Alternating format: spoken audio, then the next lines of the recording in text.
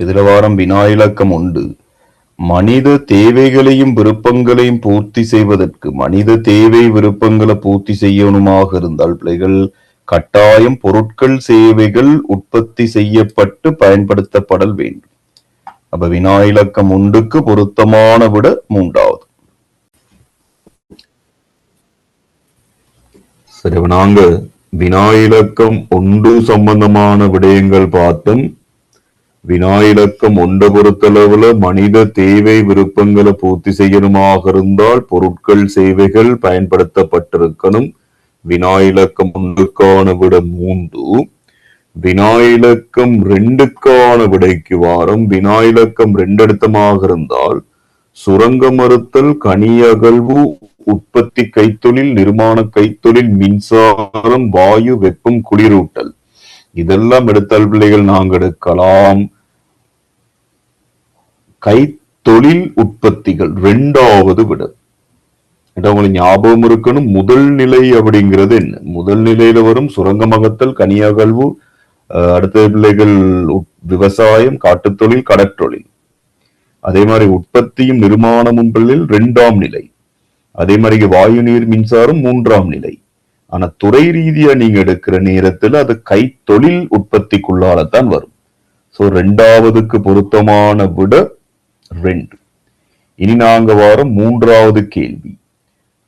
வணிகம் அடிப்படையில் பிரிக்கப்படுகின்ற முறை தொடர்பில் 5 ஜந்துன்றில் இது 5. சில நேரத்துல பேப்பர் எடுத்தவருக்கும் உங்களுக்கும் எதுவும் தொடர்பு இருந்ததோ தெரியல, அந்த வேர்டை பாவிச்சிருக்கிறார். 5 மாணவர்களின் கூற்றுக்கள் வருமாறு.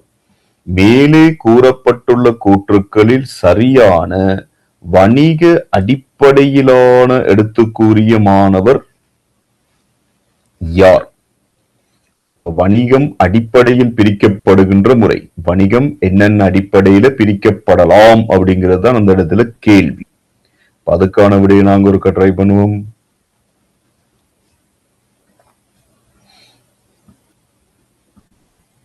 வணிகம் அடிப்படையில் பிரிக்கப்படுகின்ற முறை. வணிகம் அப்படிங்கிறத நாங்க எடுத்தால் அதுக்குள்ளால என்னென்ன விஷயங்கள் எப்படி வரும், எப்படி பிரிக்கப்படலாம்?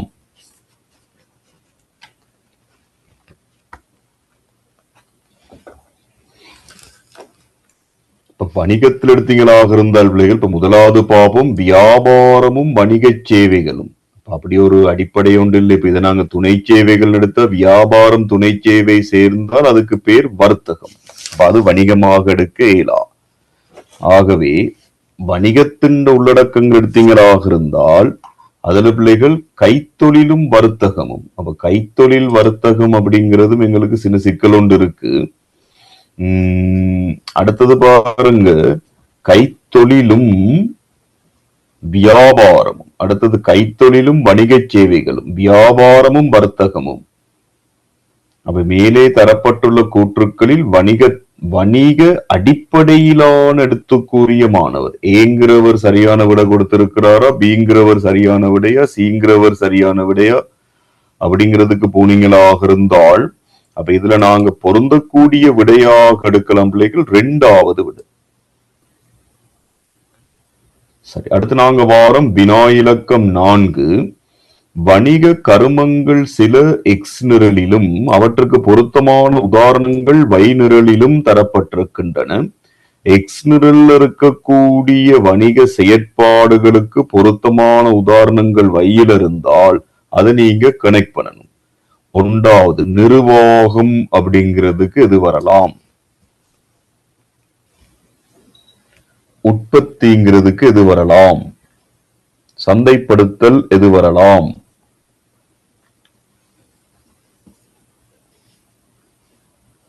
ஆகவே வினா இலக்கம் 4க்கு பொருத்தமான விட.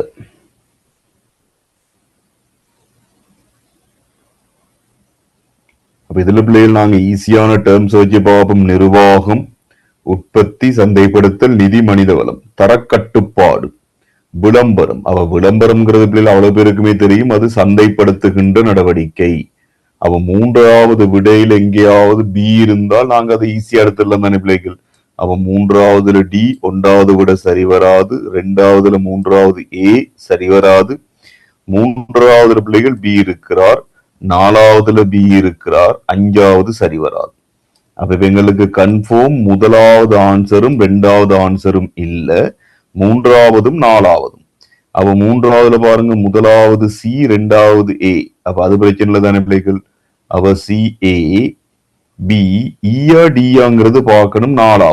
நாலாவது நிதி நடவடிக்கை. நிதிங்கிறது பிள்ளைகள் ஊழியருக்கு பயிற்சி அளிக்கிறதா மூலதனம். அப்ப மூலதனம்ங்கிறது தான் சரி. அப்ப இ. அப்ப நாலாவது விட மிக பொருத்தமான விட. அப்ப நான்காவது கேள்விக்கு நாலாவது விட. இப்ப நாங்க வாரம் வினா இலக்கம் 5. சோ வினா இலக்கம் 5 பொறுத்தளவுல பிள்ளைகள் உங்களுக்கு என்ன கேட்கிறாங்க? கூற்று ஏ, கூற்று பி. அப்ப இந்த ரெண்டு கூற்று ஏ பிக்கள்ல வரக்கூடிய பொருத்தமான விட எதாக இருக்கலாம்? அஞ்சாவது எடுத்தீங்களாக இருந்தால், கூற்று ஏ வியாபாரமும் துணை சேவைகளையும் இணைக்கும் போது அது வர்த்தகமாக கருதப்படுவது உண்டு. எஸ், சரி. கூற்று பி வர்த்தகத்திற்கு சமமானதாக மூன்றாம் நிலை உற்பத்தியினை கருத முடிவதும் உண்டு. வர்த்தகத்துக்கு சமன் அப்படிங்கிறது மூன்றாம் நிலை உற்பத்தி அப்படின்னு சொல்றோம். அப்ப இந்த மேலே தரப்பட்டுள்ள ரெண்டு கூற்றுக்களுமே தவறானவை அப்படிங்கிறது பிழ.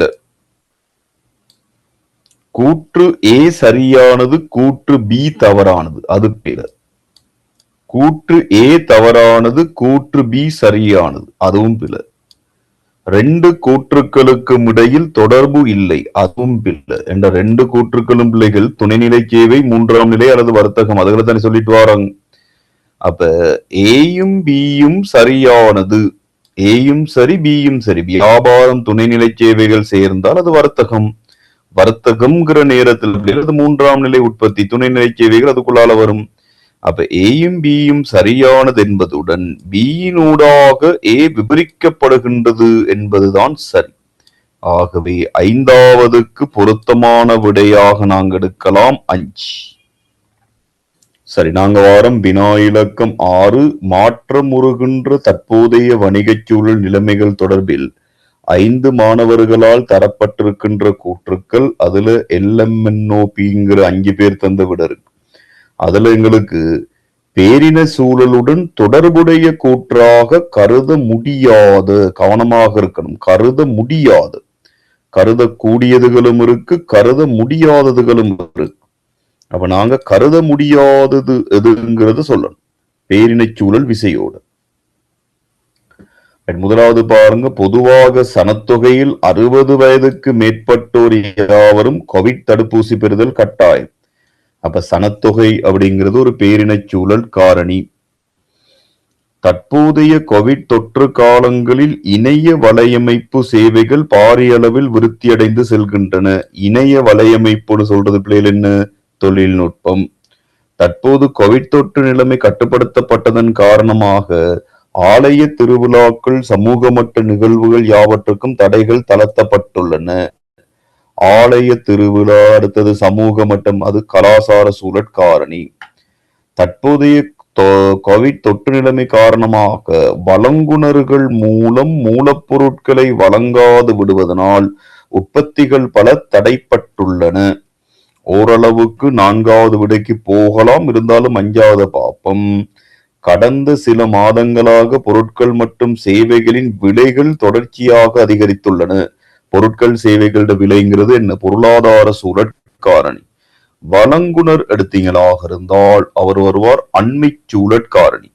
அப்ப அவர் அண்மை சூழல்ங்கிறதால இருக்கிற விடையில 4வது பொருத்தமானது. 4வது தவிர மற்றதெல்லாம் பேரினை சூழலை பாதிக்கும். அடுத்து நாங்க வாரம் வினா இலக்கம் 7. சமூக நலன்புரி சேவைகளில் ஈடுபடுவதன் மூலம் வணிகங்களுடைய என்ன சமூக பொறுப்புகளை நிறைவேற்றுவது. அரசாங்கத்துக்காக, சமூகத்திற்காக, நாட்டுக்காக, வாடிக்கையாளருக்காக, உடைமையாளருக்காக. அப்ப பெஸ்டான விடைக்கு நாங்க வரணும். சமூக நலன்புரி சேவைகளில் ஈடுபடுவதன் மூலம் வணிகங்கள் சமூக பொறுப்புகளை நிறைவேற்றுவது. வணிகம் சமூக பொறுப்பை யாருக்காக நிறைவேற்றும்? சமூக நலன்புரிகளில் ஈடுபட்டால் சமூக நலப்புரிகளில் ஈடுபட்டால் பிள்ளைகள் அது சமூக பொறுப்பானது யாருக்காக? சமூகத்துக்காக நிறைவேற்றப்படும்.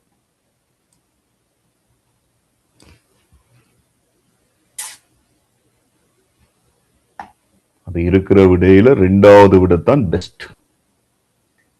இப்ப நாங்க வாரம் வினா இலக்கம் 8. வினா இலக்கம் 8.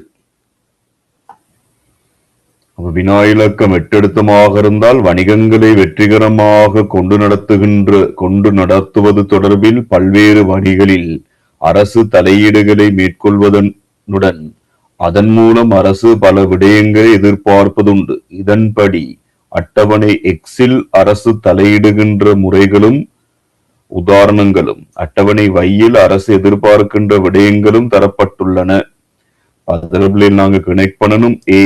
ஏன் அடிப்படை உட்கட்டமைப்பு வசதிகளை வழங்குவது. அப்ப அடிப்படை உட்கட்டமைப்பு வசதிகளை யார் வழங்குறது? அரசாங்கம் வழங்குது. அரசாங்கம் அடிப்படை உட்கட்டமைப்பு வசதிகளை வழங்குறதுன்ற பிரதான நோக்கம் என்ன?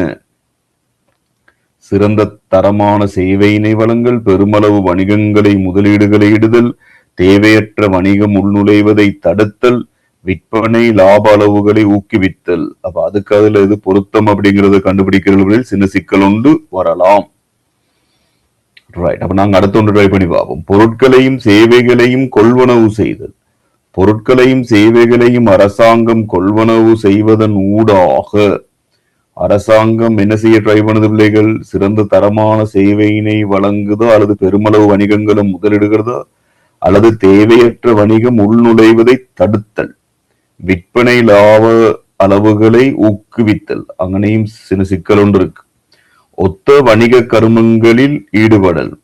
அரசாங்கம் நாங்க செய்யற மாதிரியே பொருட்கள் சேவைகளை வழங்குறதுக்கான காரணம் என்ன? சிறந்த தரமான சேவையினை வழங்கல். எஸ், அது ஒரு வகையில நாங்க ஒரு விடையாக எடுக்கலாம்.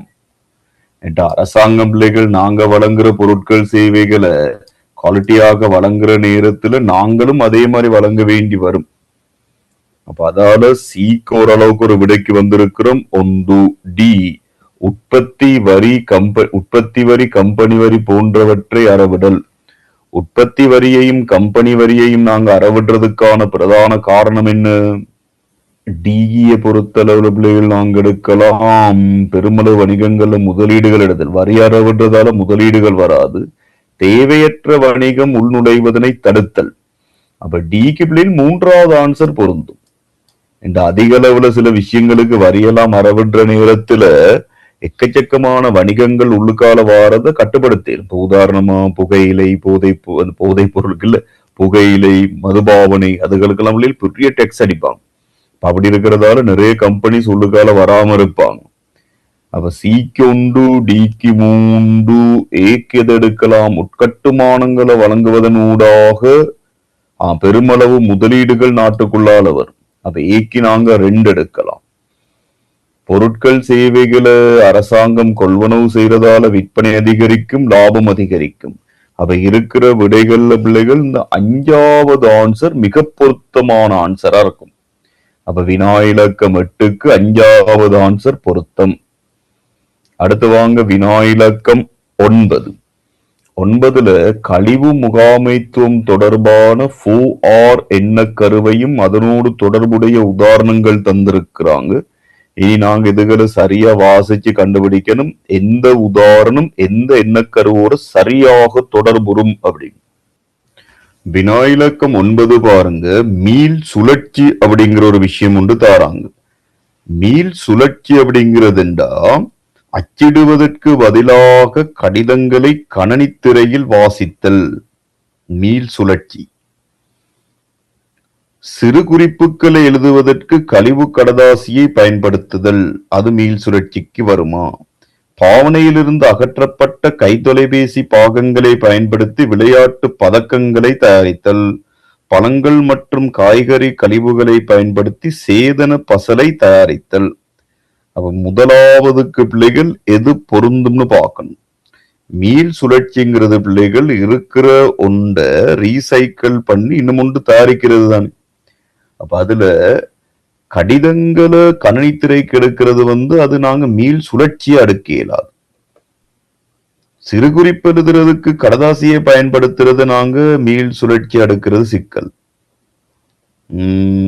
இப்ப இதுல இருக்கிறதுல ஓரளவுக்கு பார்ப்போம். இருக்கிற விடைகள் கொஞ்சம் குழப்பம். மீள் பதிலீடுங்கிறதுக்கான விளக்கம் என்ன?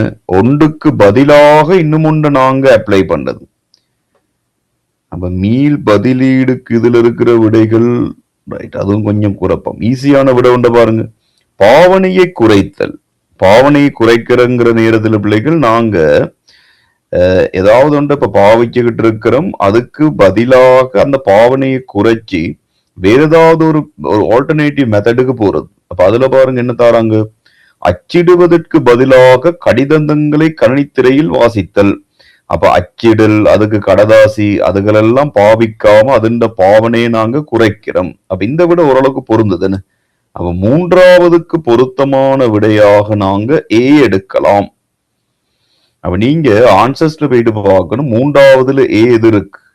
முதலாவதுல மூன்றாவது ஏ இல்ல, ரெண்டாவது இருக்கிறார், மூன்றாவதுல இல்ல, நாலாவதுல இருக்கிறார், அஞ்சாவதுல இல்ல.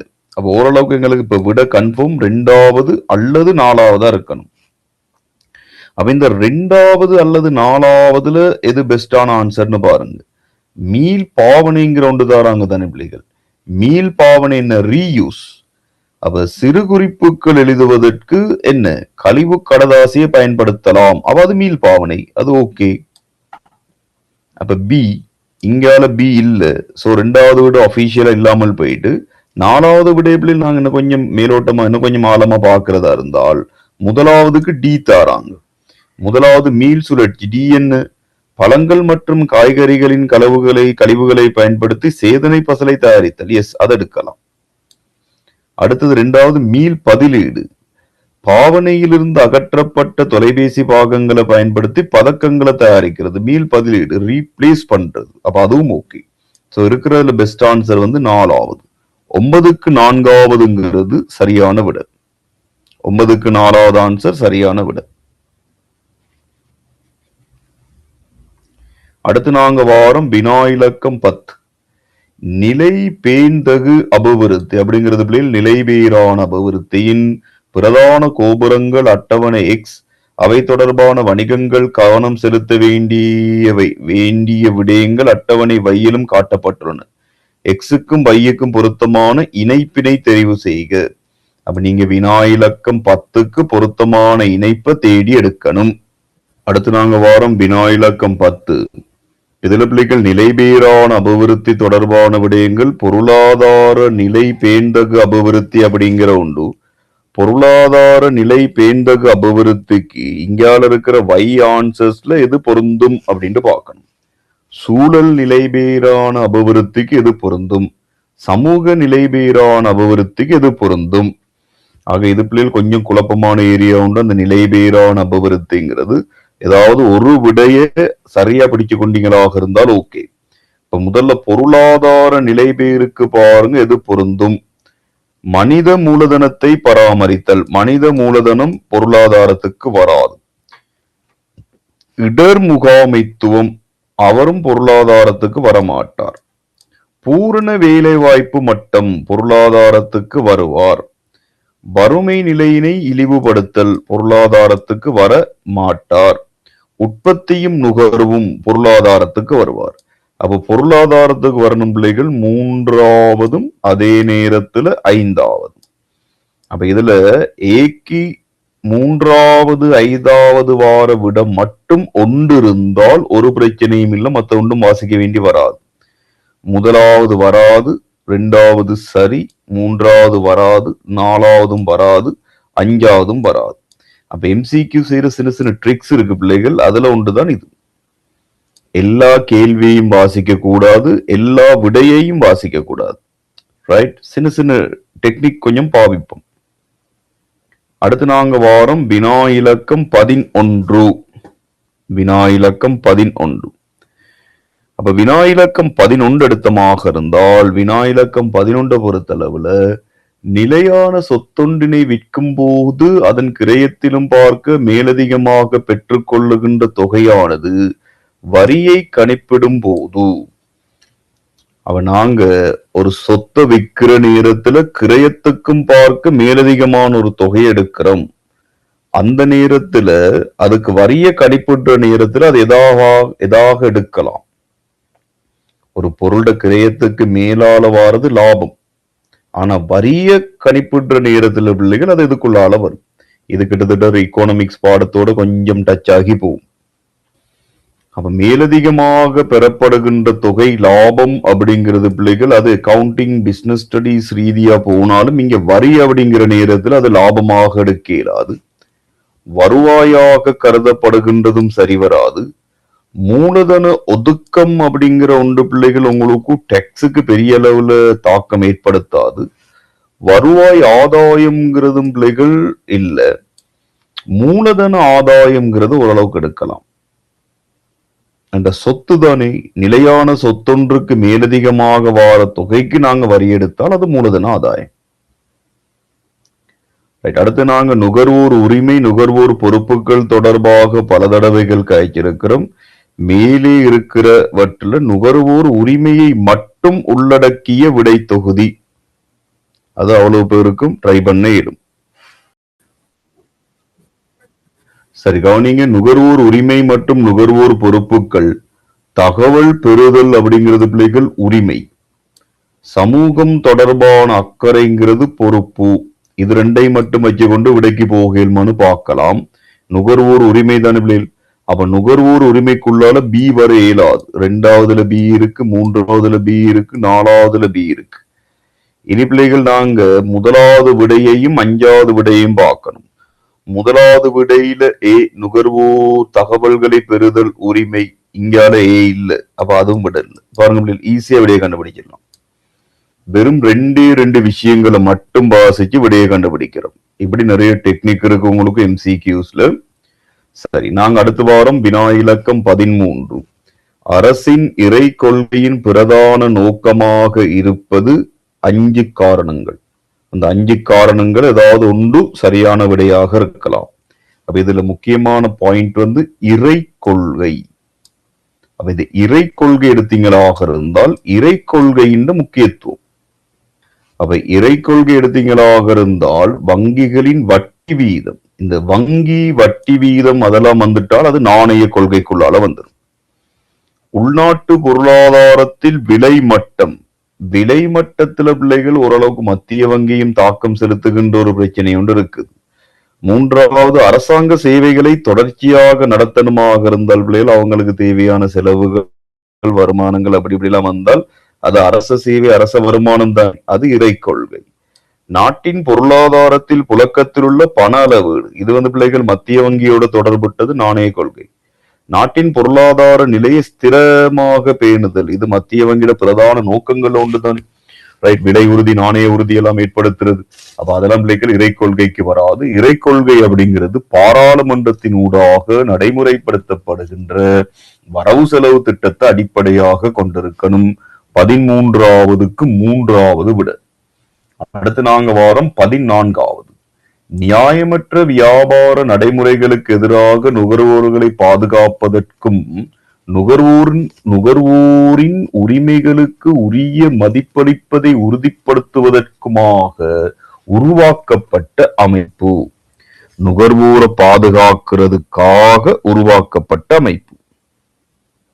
அது இருக்கிறதுலே ஆக ஈஸியான விடையாக இருக்கும். நுகர்வோரை பாதுகாக்கணுமாக இருந்தால் விடையில பிள்ளைகள் நுகர்வோர்னு ஒன்று வரணும் தானே. மத்திய சுற்றாடல், அப்ப இவர் சுற்றாடல். இலங்கை தரக்கட்டளைகள் பணியகம், இது நுகர்வோரை பாதுகாக்கிறதுக்காக இருக்கிறது தான். நுகர்வோர் அலுவல்கள் அதிகார சபை, அதுவும் நுகர்வோரை பாதுகாக்கிறது. அளவை நிறுவை தர நியம சேவை திணைக்களம் நுகர்வோரை பாதுகாக்கிறது. தொலைத்தொடர்பு ஒழுங்குபடுத்தல் ஆணைக்குழு நுகர்வோரை பாதுகாக்கிறது. ஆனா பிள்ளைகள் இது எல்லாத்தையும் சேர்ந்து நுகர்வோருக்கு ஒரு பிரச்சனை ஒன்று வந்தால் அதுக்கான முன்னுரிமை தரக்கூடியவர் நுகர்வோர் அலுவல்கள் தொடர்பான அதிகார சபை, கன்சியூமர் அஃபேர் அத்தாரிட்டி, CAA அப்படிங்கிறது. அவ இருக்கிற விடையில மிக பொருத்தமான விட 3வது. அடுத்து நாங்க வாரம் வினா இலக்கம் 15 வினா இலக்கம் 15 எடுத்தீங்களாக இருந்தால் பொருளொன்றினை கொள்வனவு செய்வதற்காக கொள்வனவு தீர்மானத்தினை மேற்கொள்ளும் போது நுகர்வோர் கருத்திற்கொள்ளுகின்ற மிக பிரதான காரணி. பொருளொன்று அல்லது சேவையொன்றை நாங்க வாங்கணுமாக இருந்தால் அந்த பொருள் அல்லது சேவையை நுகர்ற நேரத்தில் பிள்ளைகள் கருத்திற்கொள்ளப்பட வேண்டிய பிரதான காரணிகள். அதுல மிக பிரதான காரணி தான் என்ன? தேவை விருப்பம்ங்கிறது அந்த அளவுக்கு ஒரு பிரதான காரணி தான். ஆனா மிக முக்கியமான காரணியாக நாங்க எடுக்கலாம். ஆகவே விலையும் தரமும், அப்ப விலையும் தரமும் அப்படிங்கிறது பிள்ளைகள் மிக பிரதான காரணி. பாதுகாப்பு, நீடித்த வாழ்வு, சமூக அந்தஸ்து, பழக்க வழக்கம், வருமானம், கவர்ச்சி. இப்ப சமூக அந்தஸ்து, பழக்க வழக்கம் பிள்ளைகள் அப்படி ஒரு பிரதான காரணியா எடுக்கலாது. அதெல்லாம் உபகாரணிகள். விலை தரம் அது ரெண்ட பார்த்து தான் நாங்க பொருள் அல்லது சேவையை முதல்ல நுகர ஆரம்பிக்கணும். ஒன்று விலை எங்களுக்கு கட்டுப்படுமா? விலை குறைவாக இருந்து சில நேரங்கள்ல அது தரம் இல்லாத பொருளா இருக்கும். அப்ப தரமானதாகவும் இருக்கணும், விலை நியாயமானதாகவும் இருக்கணும். அடுத்து 16 தொடக்கம் 20 வரையுள்ள வினாக்களுக்கு விடையளிப்பதற்கு பொருத்தமான சொற்களை கொண்டு வெற்றிடங்களை நிரப்புக. ஒவ்வொரு அட்வான்ஸ் லெவல் மாணவரும் சிக்கலுக்கு முகம் கொடுக்கிற பிரதான இடங்கள் ஒன்றுதான் இது. இந்த இடைவெளியை சரியா நிரப்புறது. அவ நாங்க 16வது கேள்வியை ட்ரை பண்ணுவோம். வினா இலக்கம் 16 பாருங்க. மனித தேவைகளையும் விருப்பங்களையும் பூர்த்தி செய்வதற்கு சந்தைக்கு முன்வைக்கப்படுகின்ற எதுவும் பொருட்கள் மனித தேவை விருப்பங்களை பூர்த்தி செய்வதற்காக ஏதாவது ஒன்று சந்தைக்கு கொண்டு வந்தால் அதுக்கு பேர் பிள்ளைகள் உற்பத்தி என கருதப்படுவதுடன் இவற்றின் பரிமாற்றம் இடம்பெறுவதற்கான நிலைமை உற்பத்தி செய்யப்பட்ட பொருட்கள் சேவைகள் நுகர்வோரை சென்றடையணுமாக இருந்தால் ஏதோ ஒரு வகையில சந்தை அமைப்பொன்று காணப்படணும். 16 ஆவண்ணம். வணிகங்களினால் உற்பத்தி செய்து வழங்கப்படுகின்ற பொருட்களின் இரு வகைகளும் டேஸ் கமா டேஸ் என வகைப்படுத்துவதுண்டு. உற்பத்தி செய்யப்பட்டு வழங்குகின்ற பொருட்களோட 2 வகை. அப்ப பொருட்கள் எடுத்தீங்களாக இருந்தால் பிள்ளைகள் பொருட்கள்ல நாங்க எடுக்கலாம் நுகர்வு பண்டங்கள் அப்படிங்கிற ஒன்றும், அடுத்தது கைத்தொழில் பண்டங்கள் அப்படிங்கிற ஒன்றும். பொருட்களோட 2 வகை, நுகர்வு பண்டங்கள், கைத்தொழில் பண்டங்கள்.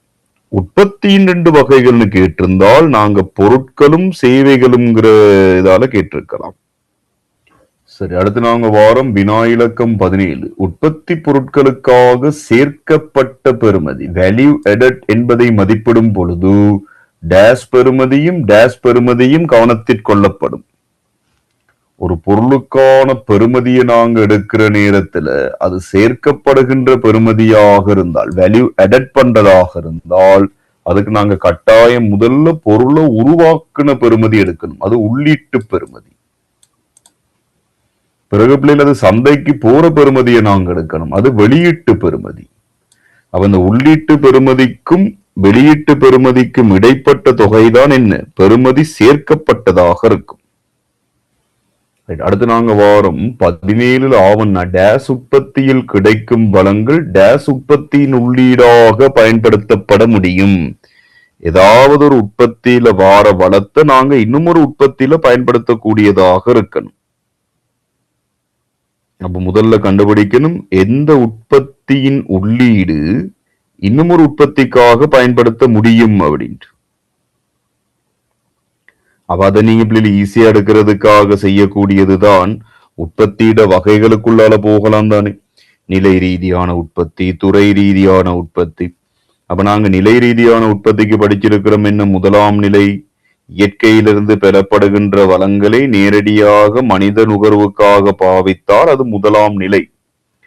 அந்த வளங்களை கொண்டு நாங்க அடுத்த கட்டத்துக்கு போவோமாக இருந்தால் அல்லது முதலாம் நிலையில இருக்கிற வளங்களை மனித நுகர்வுக்கு ஏற்றாற்போல் பயன்படுத்தினால் அது 2ஆம் நிலை. இப்ப உதாரணமா பிள்ளைகள் பழங்கள் உற்பத்தி செய்தால் அது முதல் நிலை. பழத்தை கொண்டு ஜாமோ ஜூஸோ தயாரித்தால் 2ஆம் நிலை.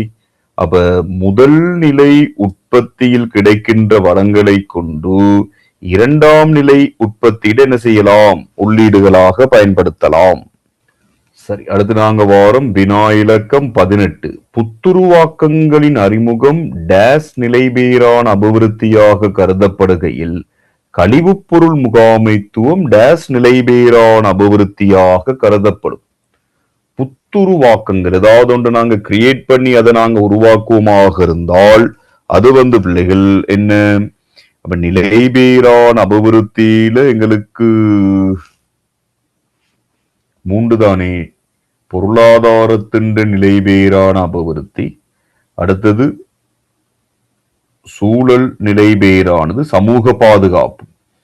அப்ப நாங்க புத்துருவாக்கங்கள அறிமுகம் பொருளாதாரத்தின் நிலைபேறான அபிவிருத்தியாக கருதப்படுகையில் கழிவுப் பொருள் முகாமைத்துவம் எடுத்தமாக இருந்தால் அது சூழல் சம்பந்தப்பட்டது. அப்ப சூழல் நிலைபேறான அபிவிருத்தியாக இருக்கும். நிலைபேறான பாதுகாப்புங்கிற வேர்டு வந்திருந்தால் அதுக்கு நீங்க என்ன பாதுகாப்புக்கு நீங்க எடுக்கலும் பிள்ளைகள் என்ன? சமூக நிலைபேறா பொருளாதாரம். அடுத்தது 18 ஆவணா அரசின் ஈடுபடுத்தப்படும். அப்ப அரசின் இயக்கம் அரசின் பொருளாதார நோக்கமாகிய நிலைப்புத்தன்மை டேஸ் நிலைப்புத்தன்மை டேஸ் நிலைப்புத்தன்மை என இருவகைப்படுத்தப்படுவதுண்டு. பொருளாதார நிலைப்புத்தன்மையை பிள்ளைகள் நாங்க 2 மாதிரி எடுக்கலாம். அகரீதியான நிலைப்புத்தன்மைகள், அடுத்தது புற ரீதியான நிலைப்புத்தன்மைகள்.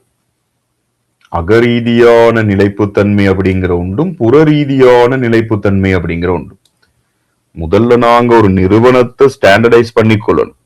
அதுக்கு பிற்பாடுத்தான் அவுட் ஸ்டேஷன் போகணும். அரசாங்கமும் அதே மாதிரிதான் முன்ன தன்னை நிலைநிறுத்தி கொண்டுதான் அதுக்கு பிற்பாடு அடுத்தடுத்த வேலைகளை நோக்கி நகரணும்.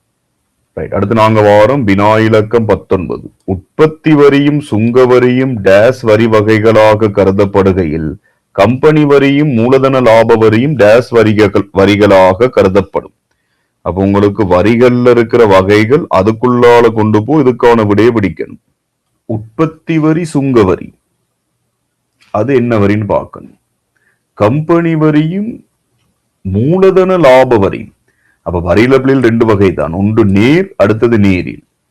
அறவிட்டவர் நேரடியாக பே பண்ணுவாராக இருந்தால், வரி சுமையை மாற்ற முடியலையாக இருந்தால் அது நேர் வரி. அப்ப யார் நேரடியாக பே பண்ணுவாங்க? கம்பெனி வரி நேரடியாக பே பண்ணப்படும், மூலதன வரியும் நேரடியாக பே பண்ணப்படும். அப்ப இது 2க்கும் நாங்க பொதுவான பேர் எடுக்கலாம் நேர் வரி.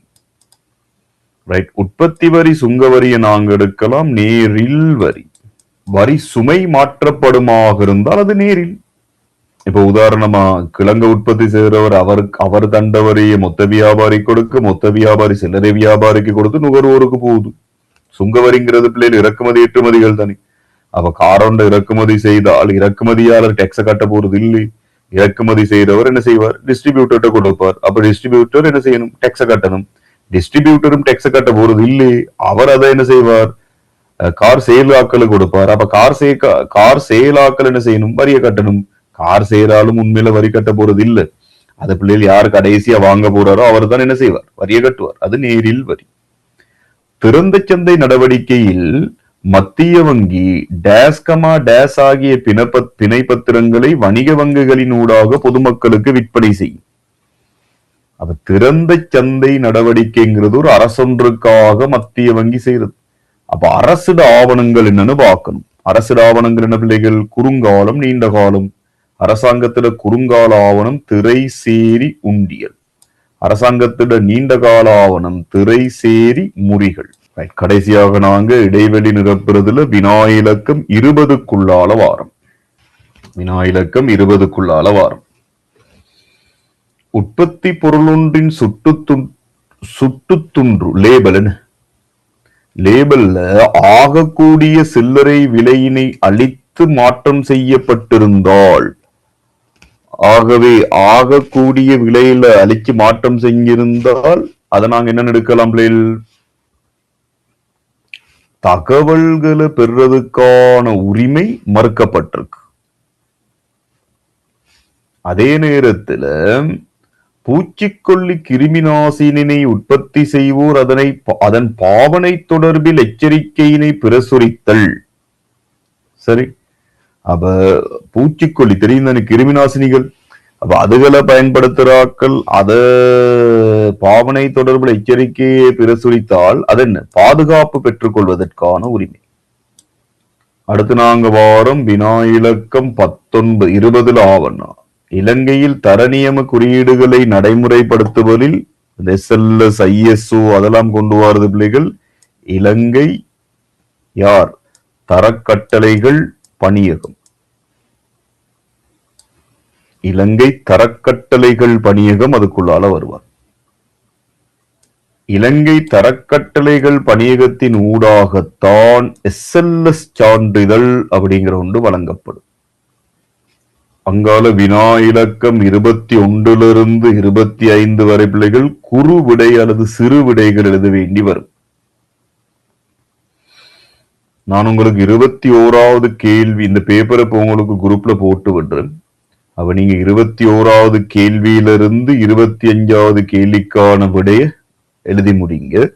அதுக்கு பிற்பாடு நாங்க அடுத்த கிளாஸ்க்கு வார நேரத்துல இந்த 21 25க்கான விடைய டிஸ்கஸ் பண்ணி முடிச்சிட்டு அங்கால புதிய பேப்பர் ஒன்றுக்கு போகும். சரியா? இந்த இது எழுதுறதுக்கு டைம் ஒன்று எடுக்கும். இப்ப அடுத்து நீங்க பார்த்து எழுதணும் இதுகள். சரி, நாங்க சும்மா ஓரளவுக்கு விடைகளை டிஸ்கஸ் பண்ணும். முதல் கிளாஸ் தானே. வணிகம் ஒன்றுக்கு தேவைப்படுகின்ற பிரதான வளங்கள். வணிகம் ஒன்றுக்கு தேவைப்படுகின்ற பிரதான வளங்கள் என்ன? உள்ளீட்டு வளங்கள் அல்லது உற்பத்தி காரணிகள்: நிலம், உழைப்பு, மூலதனம், முயற்சி. வணிகம் ஒன்றுக்கு தேவையான வளங்கள் 4: நிலம், உழைப்பு, மூலதனம், முயற்சி. அல்லது பிள்ளைகள் நாங்கள் இன்னொரு மாதிரியும் சொல்லலாம். மனித வளம், நிதி வளம், பௌதீக வளங்கள், தகவல் வளம்ங்கிற ஒன்றையும் எடுக்கலாம். மிக முக்கியமானது பிள்ளைகள் நிதி, அடுத்தது மனித வளம், அது இல்லாம இருக்கிற மற்ற பௌதீக வளங்கள், கடைசியாக பிள்ளைகள் இன்றைக்கு இருக்கிற வியாபாரங்களுக்கு தகவல் வளம் அப்படிங்கிறது மிக முக்கியமான காரணி. அடுத்து நாங்க வாரம் வினா இலக்கம் 22 வணிக பரம்பலின் 4 படிமுறைகள். இப்ப வணிக பரம்பல் எடுத்தீங்களாக இருந்தால் அதுல பிரதான 4 விடயங்கள் வரும். முதலாவது பிள்ளைகள் நாங்க என்ன சொல்லுவோம்? பண்டமாற்று முறைமை. வணிக பரம்பல்ல முதலாவதால் அவர்தான் பண்டமாற்று முறை. வணிக பரம்பல்ல நாங்க 2வதாக எடுக்கலாம் என்ன? பணப்பாவனை. வணிக பரம்பல்ல 3வது நாங்க என்ன எடுப்போம்? கைத்தொழில் புரட்சி. வணிக பரம்பல்ல 4வது நாங்க என்ன எடுப்போம்? தகவல் பொருளாதாரம். இது 4ம் வணிக பரம்பல்ல பிரதான 4 ஸ்டெப்ஸ்.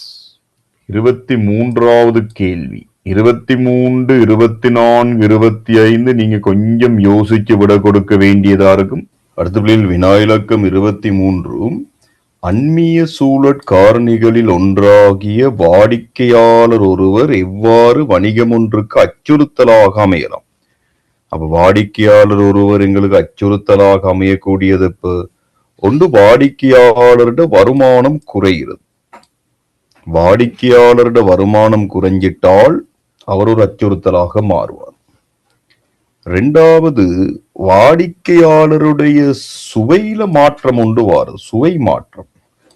இவ்வளவு காலம் எங்கட பொருள் அல்லது சேவையை நுகர்ந்த ஒருத்தர் வேறொரு பொருள் அல்லது சேவைக்காக போறது. அப்ப சுவை மாற்றம் ஒன்று நிகழ்றது. 2வது பிள்ளைகள் நாங்க கொடுக்கிற பண்டத்துக்கு சமனான தன்மை இருக்கிற பிரதியீட்டு பண்டங்கள் அதிக அளவு சந்தைக்குள்ளால வாரு. நாங்க கொடுக்கின்ற அதே பொருளுக்கு சமனான தன்மை இருக்கிற பிரதியீட்டு பண்டங்கள் அதிக அளவுல சந்தைக்குள்ளால வாரு. அடுத்தது ஏனைய வணிகங்களுடைய கவர்ச்சிகரமான வணிகங்கள் எங்களுடைய வாடிக்கையாளருடைய மைண்ட கொஞ்சம் மாற்று. அப்ப ஏனைய வணிகங்களின் கவர்ச்சிகரமான விளம்பரங்கள். அடுத்து நாங்க எடுக்கலாம் இன்னும் ஒன்று வாடிக்கையாளர்களுடைய எண்ணிக்கை குறைவடையுது. அப்போ ஆட்டோமேட்டிக்கலி பிள்ளைகள் வாடிக்கையாளருடைய எண்ணிக்கை குறைய குறைய குறைய அது வணிகங்களுக்கு அச்சுறுத்தலாக இருக்கும்.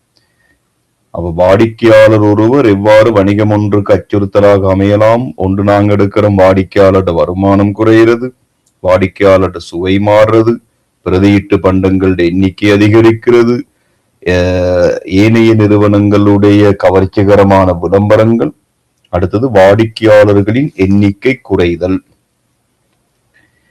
அடுத்ததாராங்க இறை கொள்கையினால் ஏற்படுத்தப்படுகின்ற தாக்கங்கள் 4.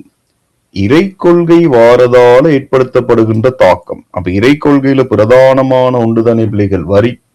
அப்ப ஒரு நாட்டுல வரி விதிப்பதன் ஊடாக அரசின் வரி வருமானம் அதிகரிக்கும். அது ஒரு தாக்கம். அரசின் வரி வருமானம் அதிகரிக்கும். 2வது, வரி விதிக்கிறதால பிள்ளைகள் பொருட்கள் சேவைகளின் விலை அதிகரிக்கும். பொருட்கள் சேவைகளின் விலை அதிகரிக்கும். அடுத்து நாங்கள் எடுக்கலாம், அதிக அளவுல வரியெல்லாம் அரசாங்கம் விதிக்கிற நேரத்தில் பிள்ளைகள் சில வணிக முயற்சிகள் ஆரம்பிக்கிறது குறைஞ்சு போயிடும். உதாரணம், மதுபான வியாபாரங்கள், புகைப்பொருள் வியாபாரங்கள், இதுகளுக்கு அதிக அளவுல டாக்ஸ் அரசாங்கம் அறவிடுற நேரத்துல அந்த வியாபாரங்களோட உற்பத்தி ஊக்கம் இழந்துடும். அதே மாதிரி பிள்ளைகள் இப்ப வாகனங்கள்ல இன்னும் கொஞ்ச காலம் போற நேரத்தில் இந்த டீசல் பெட்ரோல் வாகனங்கள் இல்லாமல் போய் எலக்ட்ரிக்கல் வாகனங்கள் வந்தா, டீசல் பெட்ரோல் வாகனங்களை உருவாக்குற ஆக்களுக்கு கவர்மெண்ட் பெரிய டேக்ஸ் ஒன்று அடிப்பாங்க. அப்ப அதோட உற்பத்திகள் குறை. அடுத்தது, சில வணிகங்கள் புதிதாக உருவாகிறதுக்கான வாய்ப்புகளும் இருக்கு. அப்ப அரசாங்கம் அந்த சோலார் பேனல் சார்பான உற்பத்திகளுக்கெல்லாம் வரிகள்ல சில தளர்வுகளை தாரதால அதுகள் புதுசா உருவாகும். அடுத்த பிள்ளைகள் விலை அதிகரிக்குது, வரி விதிக்கிறதால விலை அதிகரிக்கும். விலை அதிகரிச்சால் பிள்ளைகள் அடுத்த வார பிரதானமான பிரச்சனை, விலை அதிகரிக்க அதிகரிக்க மக்களோட சேமிப்பு குறைஞ்சு கொண்டே போகும். அது ஒரு பிரச்சனை. அடுத்து, கழிவுப்பொருள் முகாமைத்துவம். 25வது கேள்வி. கழிவுப்பொருள் முகாமைத்துவத்தில் பயன்படுத்தப்படுகின்ற பின்வரும் குறியீடுகளின் பெயர்களை எழுதலாம். அப்ப முதலாவது பாருங்க பிள்ளைகள், முதலாவது இந்த படத்தை பார்த்தால் இது எங்களுக்கு கொடுக்கலும் பாவனையை குறைக்கிறது. 2வது நாங்கள் எடுக்கலாம் பிள்ளைகள் மீள் பாவனை. இது மீள் பாவனை, ரீயூஸ். 3வது பிள்ளைகள் மீள் சுழற்சி, ரீசைக்கிள், ரீசைக்கிள் பண்ணிடும். 4வது ரீப்ளேஸ், மீள் உருவாக்கம், மீள் உருவாக்கம். இது மீள் சுழற்சி. இது பிள்ளைகள் பாவனையை குறைக்கிறது. அடுத்தது மீள் பாவனை. அப்ப நாங்க இன்னைக்கு தொண்டமனாறு பேப்பரோட 2022ஆம் ஆண்டு கிரேட் 12 முதலாவது டேர்முக்குரிய எல்லா கேள்விகளும் பார்த்து முடிச்சிருக்கிறோம். உங்களுக்கு போதுமான விளக்கம் கிடைச்சிருக்கும்னு நினைக்கிறேன்.